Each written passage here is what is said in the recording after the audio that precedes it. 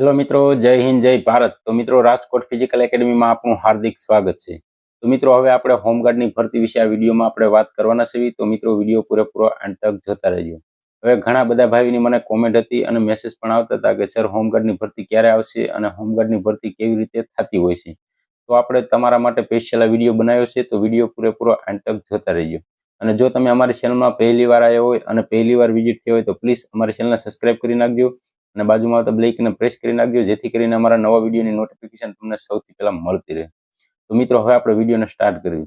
તો હોમગાર્ડની ભરતી ઓલ ગુજરાતમાં અલગ અલગ જિલ્લામાં ભરતી થતી હોય છે અને હોમગાર્ડમાં કોઈ પણ એવી રીતે ઓનલાઈન ફોર્મ ભરાતા નથી, ઓફલાઈન ભરતી હોય છે.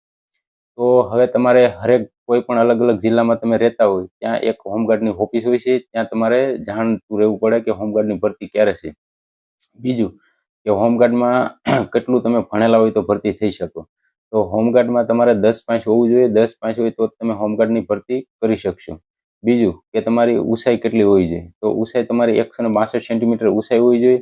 અને વજનની વાત કરવી તો વજન 40 કિલોગ્રામ વજન હોવો જોઈએ. અને આપણે છાતીની વાત કરવી તો 79 સેન્ટીમીટર નોર્મલ હોવી જોઈએ અને ફૂલાવીને 84 સેન્ટીમીટર છાતી થવી પડે, એટલે કે 5 સેન્ટીમીટર છાતી તમારી ફૂલાવી જોઈએ. હવે આપણે કેટલું તમારી ઉંમર હોય તો તમે ભરતી થઈ શકો. તો તમારી 18 વર્ષથી નીચેની ઉંમર હોય તો તમે ભરતી ફોર્મ નહીં ભરી શકો. 18 વર્ષ તમારા કમ્પલસરી પૂરા હોવો જોઈએ અને 18 વર્ષથી તમે 50 વર્ષ સુધી તમે ફોર્મ ભરી શકશો. અને હવે આપણે રનિંગની વાત કરવી તો 1600 મીટર રનિંગ હોય છે અને 9.5 મિનિટનો ટાઈમિંગ આપે છે. પણ અત્યારે ઓફિશિયલ નોટિફિકેશનમાં કોઈ એવું રનિંગનું લખ્યું નથી, એટલે રનિંગ અલગ અલગ જિલ્લામાં અલગ અલગ પણ કરાવી શકે. હવે આપણે બેનોની વાત કરવી તો બેનોની ઊંચાઈ 150 સેન્ટીમીટર ઊંચાઈ હોવી જોઈએ અને વજનની વાત કરવી તો 40 કિલોગ્રામ વજન હોવું જોઈએ. અને આ ભરતીમાં કોઈ પણ એવી પરીક્ષા લેતા નથી, ખાલી તમારું આ હાઇટ, છાતી, વજન, રનિંગ અને તમારા ડોક્યુમેન્ટ વેરિફિકેશન કરશે અને તમારો એક ઇન્ટરવ્યુ લે. બસ આવી રીતે પ્રોસેસ હોય છે. કોઈ પણ એવી એક્ઝામ નથી હોતી. આવું સિમ્પલ રીતે તમે ભરતી થઈ શકશો.